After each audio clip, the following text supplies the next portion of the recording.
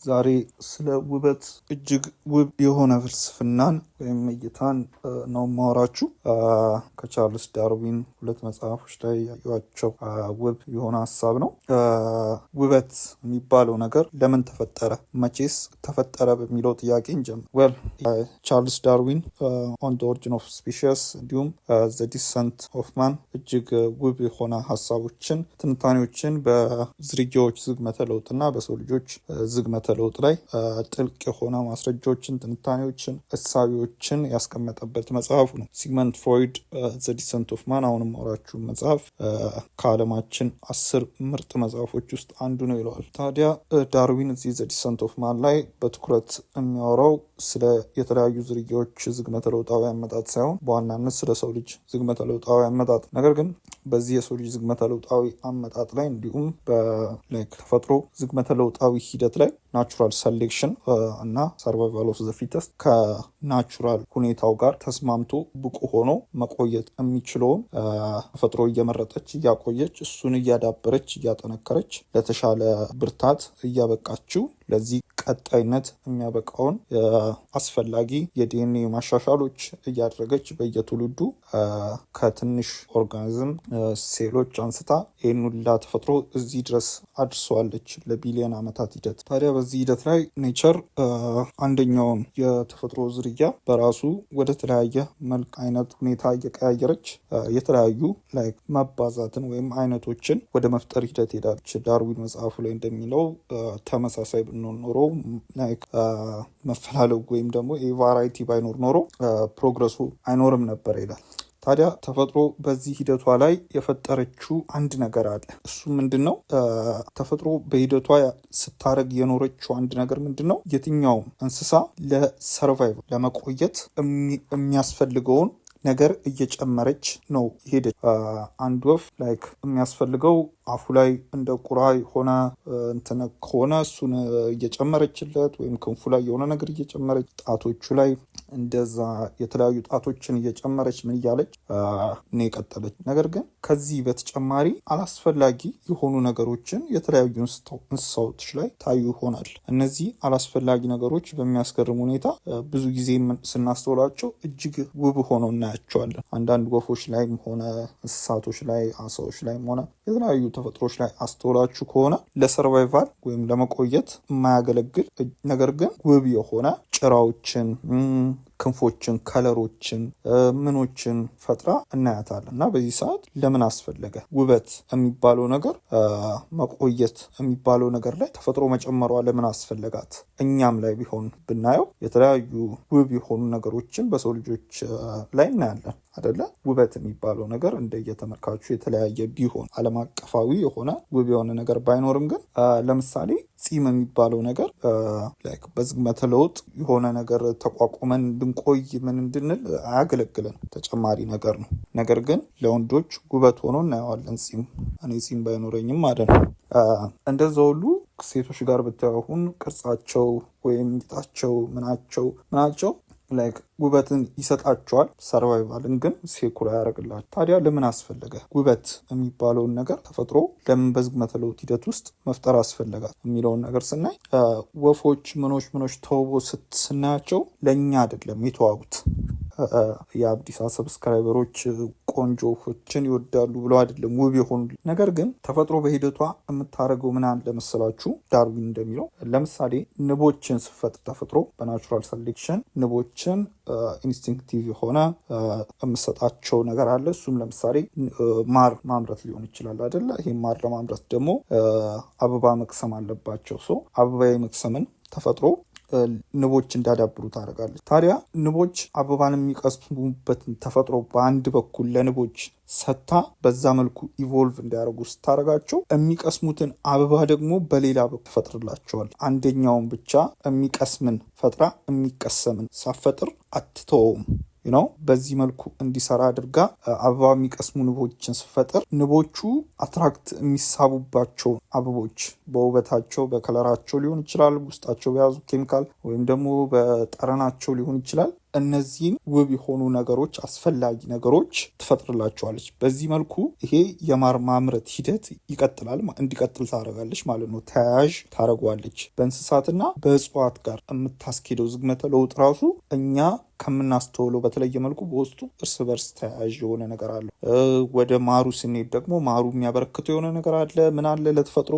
እነዚህ ነገሮች ሁሉ ዝግመተ ለውጧን የምታረጋግጥበት ሂደቷ እንዲህ ተያያዥ ሆኖ እናገኘዋለን። እንደዛ ሁሉ አንዲት ወፍ አላስፈላጊ የሆነ ተጨማሪ ከለሮችን ወይም ጭራዎችን ውብ የሆኑ ነገሮችን አዳብራ ስናያት ለእኛ አይደለም። ያንን ውብ የሆነ ጭራ ወይም ከለሮችን ያቺ ወፍ ያዳበረችው ያንን ውብ የሆነ ጭራ የሚወድ ሌላ ወንድ ወፍ ስላለ ነው። እሱን የምትስብበት መንገዷ ይህንን ውብ ጭራዋን በመፍጠር በዚህ መልኩ ነው ወንዱን አትራክት አድርገው ለመራባት እና ለመባዛት እንዲሳሳቡ የምታደርግ።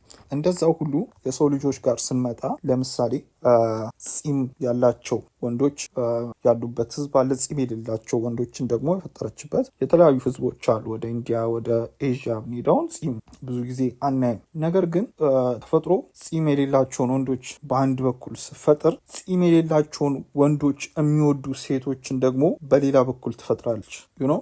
ውበት የምንለው ነገር አንጻራዊ ሆኖ እርስ በርስ መሳሳብ ይጀምራል። ፂም የሌላቸውን ወንዶች የሚወዱ ሴቶች አሉ።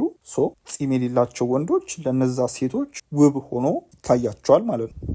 አስተውላችሁ ከሆነ የሆነ ነገር እወደዋለሁ ወይም ውብ ነው ያምራል ስትሉ አስባችሁበት አይደለም የምትሉ፣ ወይም ደግሞ በሆነ ነገር ስትሳቡ ስትወዱት እናንተ መርጣችሁ አይደለም የምትወዱት። ተፈጥሯችሁ ውስጥ የተጣመረ ዲኤንኤያችሁ ዘረመላችሁ ውስጥ ከመጀመሪያውኑ አብሯችሁ የበቀለ ነገር ነው። ያንን ነገር ተፈጥሮ ከመጀመሪያውኑ እንድትወዱት አድርጋችሁ የፈጠረቻችሁ ከዛ ነገር ጋር ኢንተራክት እንድታደርጉ ግንኙነት እንድፈጥሩ ወይም ደግሞ በዛ መልኩ መራባት እንዲቀጥል አድርጋ የምታስኬደው ተያያዥ ሂደቷን በዚህ መልኩ ታዳብረዋለች። ወይም ደግሞ ፂም ያላቸው ወንዶችን ስፈጥር በሌላ በኩል ፂም ያላቸው ወንዶችን የሚወዱ ሴቶችን ትፈጥራለች።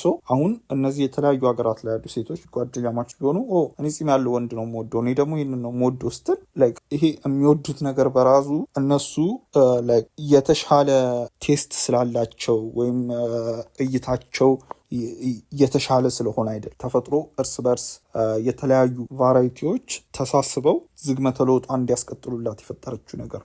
ውበት የሚባለው ነገር የተፈጠረው ከመጀመሪያውኑ ከሰርቫይቫል በተጨማሪ ከመቆየት በተጨማሪ መሳሳብ የሚባለው ነገር ተፈጥሮ በዚህ መሳሳብ ውስጥ መራባት የሚባለው ነገር እንዲቀጥል ነው። አሁን የሴቶችን ሼፕ ምናምን ነገር ወንዶች አትራክትድ እንሆንበታለን አይደለ? ተፈጥሮ እኛ በሴቶች ሼፕ አትራክትድ ከመሆናችን ላይ ተነስታ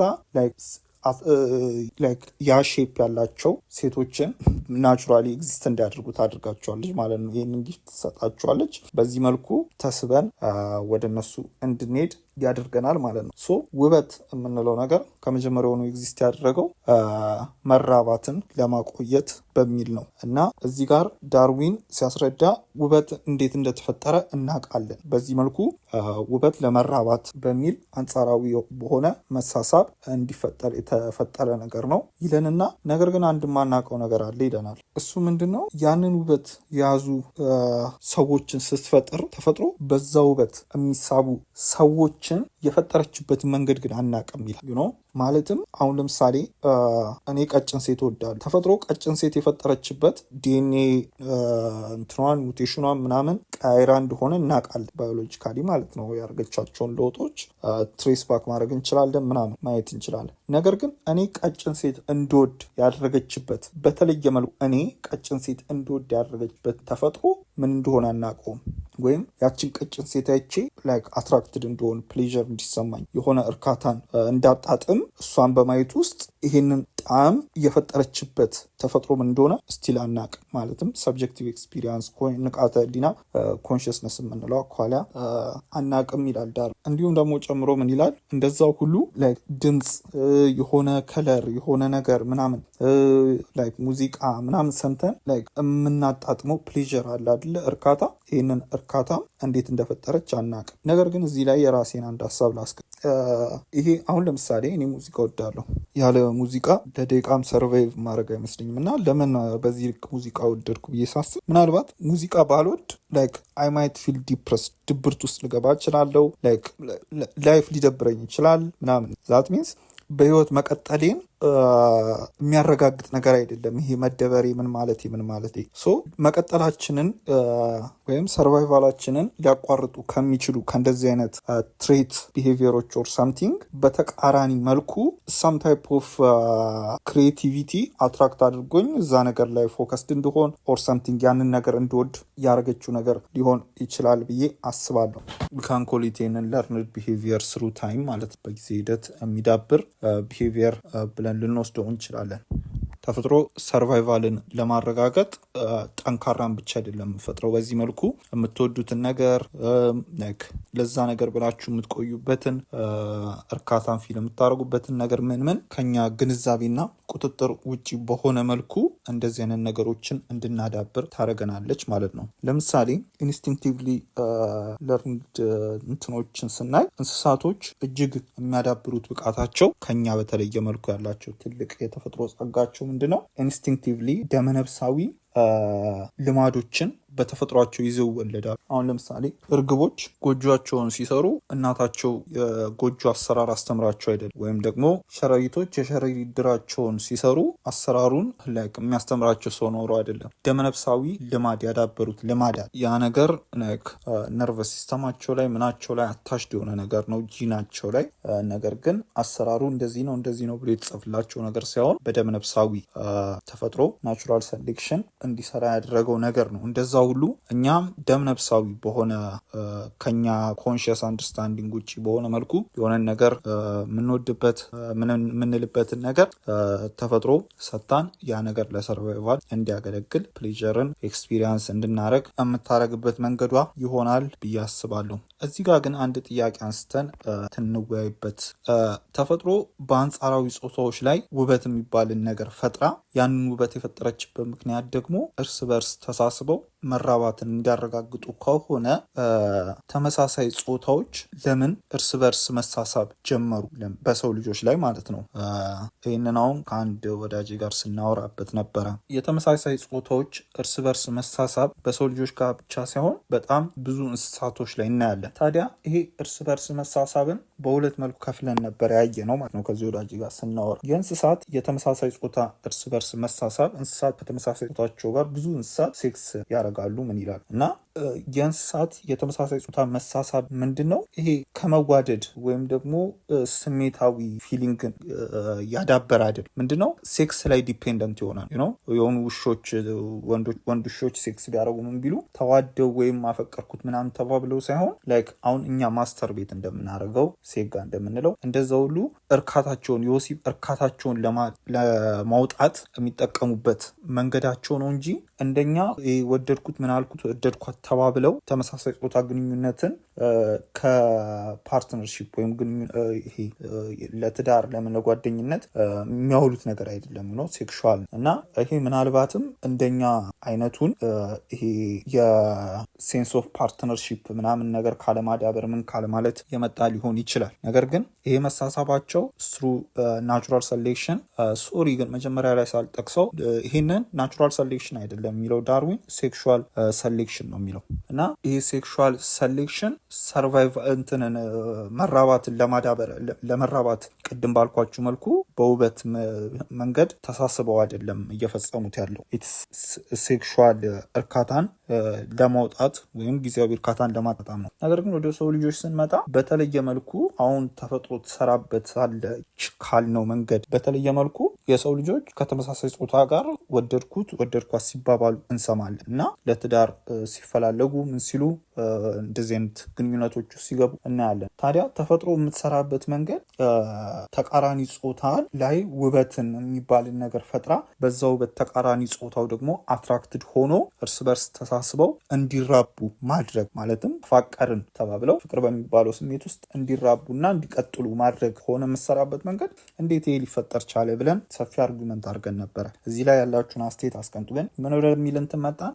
እነዚህ ነገሮች የሚፈጠሩት ብዙ ጊዜ ከሆርሞን ባላንስ አለመሆን የመጣም ነው። ብዙ ጊዜ አይታችሁ ከሆነ ወንድ ሆኖ እንደ ሴት አክት የሚያደርግ ሰው አለ፣ ሴት ሆኖ እንደ ወንድ አክት የሚያደርግ ሰው አለ እና እነዚህ አክቶች ኢትስ ኖት ከንቃተ ህሊና ምናምን የመጣ አይደል። እኔ ከንቃተ ህሊናችን እየዋሸን ወደድኳት ብለን ነው እንጂ ናቹራሊ አትራክት ላይ መደራረጉ ሳይኖር ቀርቶ ቢሆንስ ብዬ ነበረ። ግን ሆርሞን ባላንስ አለመሆን አለ። ይሄ ሆርሞን ባላንስ አለመሆን በራሱ የሚፈጥረው ኔጌቲቭ እና ፖዚቲቭ ቻርጅ አትራክሽን አለ እና ይሄ አትራክሽን ሊመጣ ይችላል። ግን ስቲል ይሄ አትራክት መደራረግ ምንን ሴኩር አያደርግም? መራባትን መቀጠልን፣ ተፈጥሮ የምትፈልገውን መራባትን መቀጠልን ሴኩር አያደርግም። ሶ እንደዛም ሆኖ ግን እንደምናየው አሁን ዓለም ላይ በሰፊ እየታየ እንደሆነ ይሄ የተመሳሳይ ጾታ መሳሳብም ደግሞ በተፈጥሯዊ ሂደት ውስጥ እየተቀላቀለ እና ዳርዊን በዚህ መልኩ ውበት የሚባለው ነገር የተፈጠረው እርስ በርስ መዋደድ ወይም መሳሳብ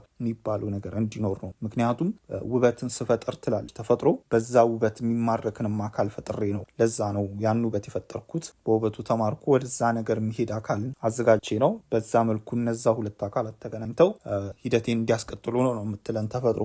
አንድ ትንሽ ወጣ ያለ ሀሳብን እዚህ ጋር ጨምሬ አስተያየታችሁን ሰማለው። ከዛ ግን እኔ ላብቃ።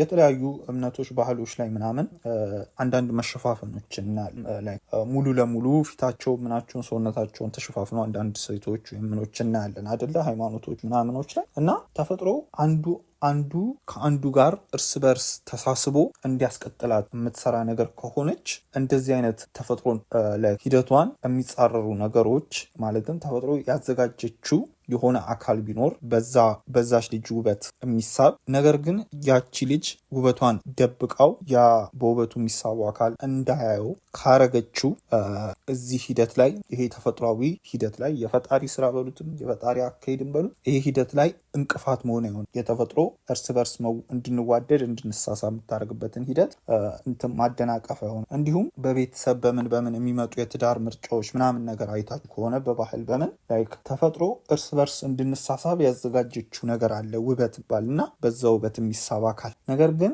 እኔ በዛ ውበት የምሳብበትን አካል የሚመርጥልኝ ሌላ አካል ከሆነ ስቲል ዚስ ኢዝ አንናቹራል ተፈጥሯዊ ሂደቱ ውጭ የሆነ ነገር አይደለ። ቤተሰቦች ከሆነ ለእኔ ሚስት የሚመርጡልኝ ተፈጥሮ ያዘጋጀችው እኔ የምሳብባትን ሴት ሳይሆን በተፈጥሯዊ መንገድ ሄጅ ያገኘሁት ከተፈጥሯዊ ሂደት ውጪ በሆነ መልኩ ባህል ምናምን ብለን በፈጠር ነው የኛ ፈጠራ ውስጥ ተፈጥሯዊ ሂደትን ተጻረን በቤተሰብ ምርጫ በምን እነሱ የመረጡትን አካል አምጥተን ተፈጥሯዊ ሂደቱን እንደበላልቀዋለን ማለት ነው። ሶ ውበት የሚባለው ነገር በዋናነት ኤግዚስት ያደረገው ይሄ እንደሆነ ነግራችሁ ነው። ከዛ ጋር ተይዞ ተጨማሪ ሀሳቦችን አንስተናል። መጽሐፉን ቴሌግራም ገጽ ላይ አስቀምጥላችኋለሁ። ሊንኩ ባዮ ላይ ዲስክሪፕሽን ላይ አለ። ሰብስክራይብ አድርጉ። እንዲሁም መጽሐፌንም ቴሌግራም ገጽ ላይ ማግኘት ትችላላችሁ። አመሰግናለሁ።